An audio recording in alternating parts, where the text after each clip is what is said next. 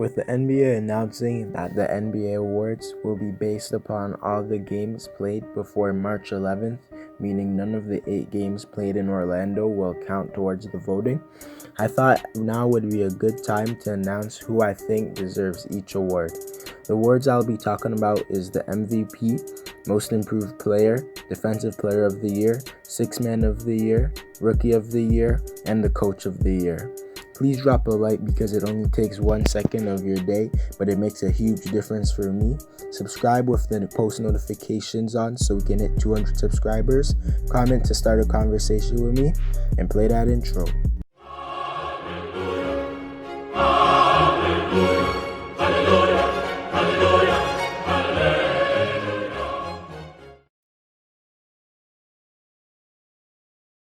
The MVP award this year has many contenders, from Chris Paul, who has led the OKC Thunder to a top playoff seed in the Western Conference, when many thought that they would be a lottery team.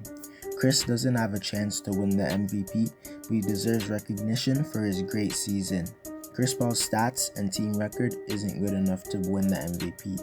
Another contender is Luka Doncic, who in just his second season has led the Dallas Mavericks to a low seed in the Western Conference, averaging a near 30-point triple-double. Luka most definitely has the stats to win the MVP, but his team record isn't good enough, with Dallas being the 7th seed. James Harden doesn't have as strong a case as everyone else this season, but he has had a good year, averaging nearly 35 points per game and having his team in the playoffs. His team doesn't have a super high seed, and Harden has had some stretches of not being good and has let Russell Westbrook be the best player on the team for many games. But if we're being honest, realistically, the MVP is a two-man race between LeBron James and Giannis Antetokounmpo. Let's start with LeBron James's case for the MVP. LeBron has led the Lakers to the number 1 seed in the Western Conference while putting up monster stats in his 17th year. LeBron has improved his defense a lot, which was what he was known for being bad at last season. LeBron is also the best playmaker in the NBA this year, leading the league with assists. LeBron has averaged 25.7 points per game, 7.9 rebounds, 10.6 assists on 49% from the field and 35% from 3. LeBron is one of the best fast break players in the NBA, being the second best on the open court. MVP stands for the most valuable player, and LeBron has the 4th highest plus-minus in the NBA, showing all of his valuableness. LeBron is not a super ball dominant player, being 13th in usage rate, meaning he can impact the game without the ball. LeBron's age should not be a factor in whether he wins the award or not. LeBron has a great narrative and story behind his MVP, which is always important. The story is him leading the Los Angeles Lakers to their 17th title and him getting a title for Kobe Bryant. Alright, so LeBron has good stats, a good story, and a good team record, which is a great criteria for the MVP award. Giannis Antetokounmpo has a great case for the MVP, putting up one of the best seasons ever. Giannis has a chance to win the Defensive Player of the Year and the MVP. Giannis's team, the Milwaukee Bucks, are 53-12, and earlier in the season, they were on pace for 72 wins. Giannis is putting up numbers like a 2K demigod. He's putting up 29.6 points per game, 13.7 rebounds, 5.8 assists on 54% from the field. Those numbers are comparable to a prime Shaq. And on top of this, Giannis is bringing the ball up and crossing people up. He is unstoppable in the paint, shooting 76% at the rim, which is at the top of the league. Giannis has a best plus-minus in the NBA, proving how valuable he is. Giannis is putting up the best stats while only playing 30 minutes, and he plays with such little minutes because he beats teams so bad before the 4th quarter even starts that he doesn't even have to play. On the other end of the floor, Giannis might be the best, being one of the best defenders in our league. Giannis can legitimately guard all 5 positions with ease. Giannis can stop Steph Curry on the perimeter and then block Joel Embiid on the block. Opponents only shoot 39% when Giannis is guarding them, and often when Giannis is guarding a player, they pass the ball because they are intimidated by his length, and athleticism. Giannis has an okay storyline, with him disappointing last season in the playoffs, and this year him looking for revenge to make the finals again. Giannis has good stats and a storyline and an amazing team record, so he has a good case for the MVP. So my conclusion for the MVP is Giannis Antetokounmpo, because he has had better stats on a team with a better record and a worse supporting cast. Giannis is also one of the best defensive players in the league, and although LeBron is above average defender, he's not on Giannis's level. So your 2019-2020 MVP, in my opinion, is Giannis Antetokounmpo. This year's rookie class is very good, with a few potential superstars, a lot of all-stars, and role players. The candidates for the Rookie of the Year are Brandon Clarke, who has been great for the Memphis Grizzlies, being a versatile power forward. He has already been a great role player in just his first year. Brandon will not win the Rookie of the Year because his numbers aren't good enough, but he deserves some recognition for his season. Tyler Herro is a stud, showing he will be great in the NBA in only his first season.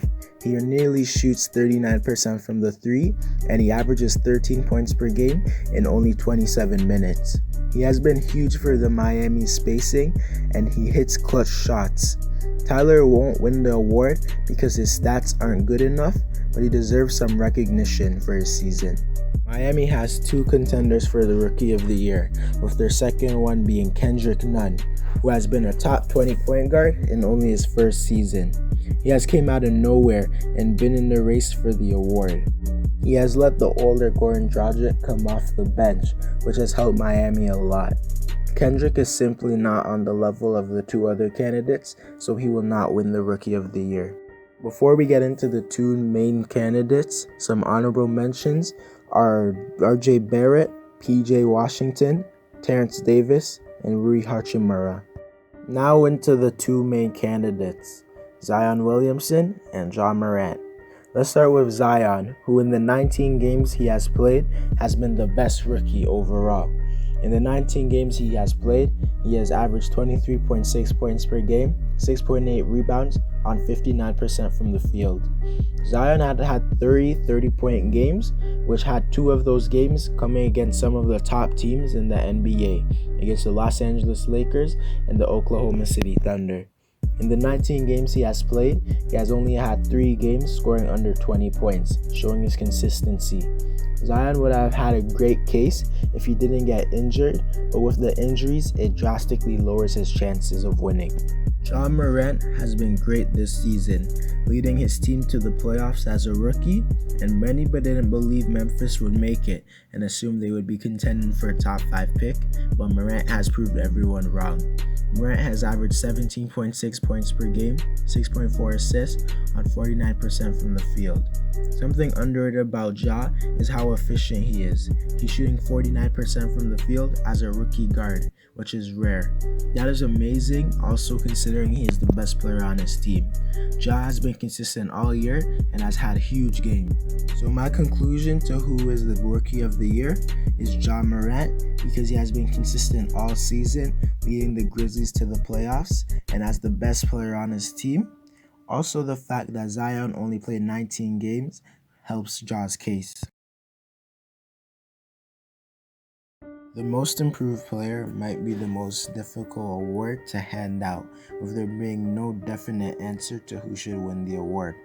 One of the candidates is Pascal Siakam, who went from an all-star level player last season and a third option on a championship team to a first option on a championship level team this year. His points have gone up 6.7 and his role has gone up to the first option.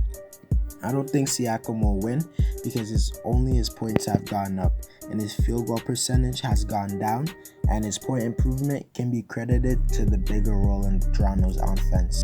Another candidate for the Most Improved Player award is Devonte Graham, who last year was an unknown bench player for the Charlotte Hornets, but this year he has turned around and been a good starting point guard. He has had the biggest jump statistically, with his points going up 13.5, his assists up 4.1, and his field goal percentage up 4, and his 3-point percentage up 9. But last season was Devonte's rookie season, and voters don't often vote for sophomore players, and Devonte is in a smaller market, so he won't receive as much credit. Another candidate you probably haven't heard much about or even thought about is Luka Doncic, who in his rookie year was an all-star level player, and this year he has been a superstar, which is a huge jump. His points have gone up 7.5, his assists have gone up 2.7, his rebounds have gone up 1.5, and his field goal percentage has gone up 4%. Luka probably won't win because he's a sophomore, and a second-year player tend not to win the award. Luka has not been one of the main candidates.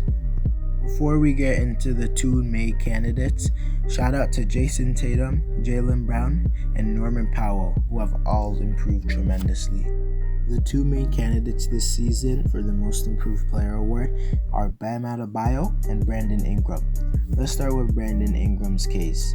Brandon just last year was a solid starter, and this year he has been an all-star level player, being the best player on a playoff contending team. His points have gone up by 6, his assists have gone up 1.3, his rebounds have gone up 1.2, and Brandon has made great strides this year and is looking good for the future. Bam Adebayo has improved tremendously, with him last year being a good backup center behind Hassan Whiteside, and now this year him being an all-star level player and being a pivotal piece to the 4th seed in the Eastern Conference. His points have gone up 6.3, his assists have gone up 2.9, his rebounds have gone up 3.2. Bam has a chance to win this award and another one that's upcoming. Conclusion is Bam Adebayo is the most improved player because he is great on offense and defense while making huge strides in his game. Brandon was already good last season, whereas Bam wasn't even a top 100 player last year. I also think Bam has straight up been a better player than Brandon this year with his passing on offense and elite defense. I personally feel like the Sixth Man of the Year award is one of the least talked about awards, even though it is pretty competitive. The candidates this year is Donte DiVincenzo, who has been a great 3-and-D player off the Bucks bench. He is averaging 9.4 points per game, 4.9 rebounds, 2.3 assists on 46% from the field and 34% from 3. He has started in 22 of his 59 games, but Donte has improved so much since his rookie season and deserves some credit. Donte impacts the game beyond his stats, and that is probably why he won't win the award, along with the fact that he hasn't been as good as any of the other candidates. Derrick Rose is another candidate who has come off the bench for the Detroit Pistons. He has averaged 18.1 points per game and 5.6 assists on 49% from the field. He's a great scorer, but he won't win the award, although having great stats, because of his lack of team winning. Lou Williams has won the Sixth Man of the Year award 2 times in a row, but this year he hasn't been as good as the previous years. Lou has averaged 18.7 points per game, 5.7 assists on 41% from the field, and 36% from 3. He's vital to the Clippers' success and has been great. Before we get into the 2 main candidates, some honorable mentions are Brandon Clark of the Memphis Grizzlies, Goran Dragic of the Miami Heat, Norman Powell of the Toronto Raptors, and Jordan Clarkson of the Utah Jazz. The 2 main candidates are Montrezl Harrell and Dennis Schroeder. Montrez has had a great year coming off the bench for the Clippers, being very vital to their success. He has averaged 18.6 points per game, 7.1 rebounds on 58% from the field. He has only started 2 out of 63 games for the Clips. The second main candidate is Dennis Schroeder, who has been great for the surprising Oklahoma City Thunder. He is a huge reason why OKC is so good this year. He is averaging 19 points per game, 4.1 assists, 3.7 rebounds on 46% from the field and 38% from 3. Dennis has only started 1 out of the 63 games he has played. Schroeder is a part of one of the best 3-man lineups, with him, Chris Paul, and Shai Gilgeous-Alexander being very good together. Dennis has been very efficient, whereas earlier in his career, that was his biggest knock on the game. My conclusion to who is the 6th man of the year is Dennis Schroeder, because he is putting up better stats and makes more of an impact on his team than Montrezl, with OKC having a negative 3.8 offensive rating with him off the floor and a plus 5.4 with him on the floor.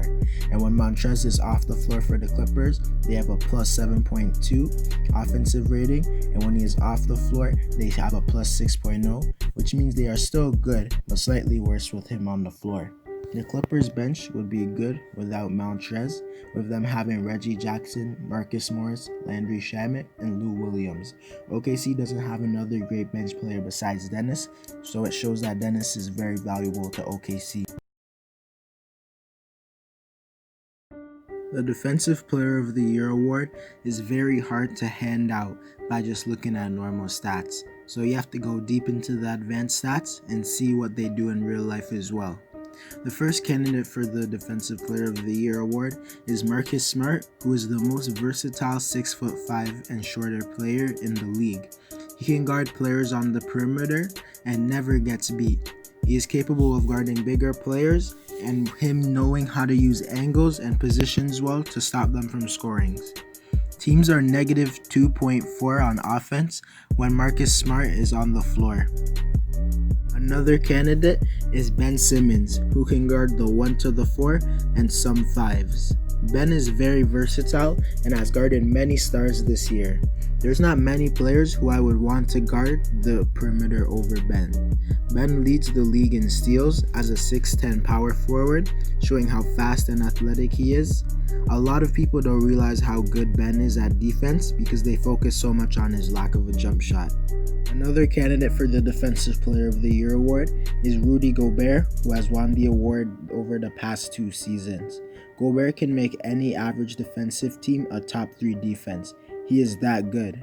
When Gobert is in the paint, even the best finishers have difficulty scoring on him. Rudy's only weakness is his perimeter defense against elite ball handlers. Another candidate is Bam Adebayo, who is the most versatile defender in the NBA. His defense is similar to Draymond Green when he was good. Bam can definitely guard all 5 positions. He can guard the perimeter with his length and speed, and guard the post and the paint. Bam has tremendous athleticism and is a big player for Miami. Before we get into the 2 main candidates, some honorable mentions are Brook Lopez of the Milwaukee Bucks and Kawhi Leonard of the Los Angeles Clippers. The 2 main candidates are Giannis Antetokounmpo of the Milwaukee Bucks and Anthony Davis of the Los Angeles Lakers. We will start with Anthony Davis, who is a player good enough to anchor a whole NBA defense. No matter who is on the court with AD, you will for sure be a positive on defense. Anthony Davis doesn't allow any shots at the rim to go in using his long wingspan, and often players don't even attempt to drive when Davis is in the paint. Anthony is second in the NBA in blocks besides Hassan Whiteside, who chases blocks. Anthony is not the best at guarding the perimeter, but he's one of the best 5s at guarding the 1 and 2. Anthony Davis is second in the NBA in defensive win shares, showing his elite defense. Anthony is a plus 1.7 on defense. Anthony is one of the best defender severs with his versatility and length. Giannis Antetokounmpo is another candidate for the Defensive Player of the Year. He can legitimately guard all 5 positions. Giannis has all the characteristics of an all-time great defender, with him being one of the fastest, strongest, smartest, and longest players in the NBA. Scoring on Giannis must be incredibly hard because it is difficult to even get past him, but if you somehow do, he will come back and swat your shot into the crowd. Giannis can lock down Ben Simmons on the perimeter and then stop Joel Embiid in the paint. Giannis's team, the Milwaukee Bucks, have the best defense in the whole NBA by far, and a large part of that is due to Giannis. Giannis also leads the NBA in defensive rating by quite a bit. Opponents shoot 39% when they are guarded by Giannis, which is a terrible percentage. When players are guarded by Giannis, they often pass the ball, knowing it will be a difficult shot no matter what. There is not many better defenders than Giannis, and even if there is any, Giannis is the most versatile one. My conclusion is Giannis Antetokounmpo is the defensive player of the year because I believe overall he's a better defender than Anthony Davis, and he is way more versatile. And almost every defensive advanced stats point to Giannis being the superior defender. Anthony is a better paint defender, but Giannis is so versatile that it makes up for it. The Coach of the Year award will always be the least talked about, and no matter who wins it, it will always be irrelevant. People just don't care about coaches that much and rather talk about the more important things like the MVP or the Rookie of the Year. Nobody remember who wins the Coach of the Year, but in this video we will be discussing some candidates. Our first candidate is Taylor Jenkins, who has been the coach of the Memphis Grizzlies, who have surprised everyone being in playoff contention. Taylor has done a good job developing the young players on his team and has maximized his team to their fullest capability. He won't win the award because Memphis is not a top 4 seed in their conference. Another candidate is Frank Vogel of the Los Angeles Lakers. He has coached the second best team in the NBA, so he will obviously get some recognition for the award, but I believe the main reason for the Lakers' success is LeBron James and Anthony Davis. Although Vogel has done a good job keeping the chemistry well with the team, which is difficult having LeBron James, a known coach killer on his team. Another candidate is Erik Spoelstra, the coach of the Miami Heat. Miami has surprised everyone being a top 4 seed in the East when many thought they would be the 6th to 8th seed. They have turned that narrative around and are now thought of a team that could possibly beat the Bucks. He has made a culture in Miami that is no nonsense, and he has helped Miami have good chemistry. One of the candidates is Mike Budenholzer, the coach of the Milwaukee Bucks, who has coached them to the number 1 record in the whole NBA. His team is also the best defensive team by using a good defensive scheme while not allowing any shots at the rim. Another candidate is Billy Donovan, the coach of the Oklahoma City Thunder. Before the season started, everyone assumed OKC would be trying harder to lose than to win, but it has been the complete opposite, and Billy has helped them do that. The last candidate is Nick Nurse, the coach of the Toronto Raptors, who has helped coach them to the 3rd best record in the NBA. Before the year started, everyone believed Toronto would be a low seed in the East or not even make the playoffs at all, but Nurse's coaching system has really helped Toronto. He's a versatile coach who doesn't stick to one plan or the same players. He has shown this in how he has used a full court press scheme against the Dallas Mavericks to come back down 31 points. Most coaches would have gave up, but Nurse used a unique defensive scheme to win the game. He has also played many unknown players that many teams would never even give any rotation minutes, such as Terrence Davis, Chris Boucher, and Matt Thomas. He has also helped Toronto be the best defensive team in the whole NBA. My conclusion for who the coach of the year is Nick Nurse, because you can clearly see how Nick's coaching has helped Toronto win games, and he has the best scheme, and he's just a good overall coach. Anyways guys, that's it for the video. Let me know if you agree with my awards and like the video so I can get happy. Subscribe so we can hit 200 subscribers, and I'm out.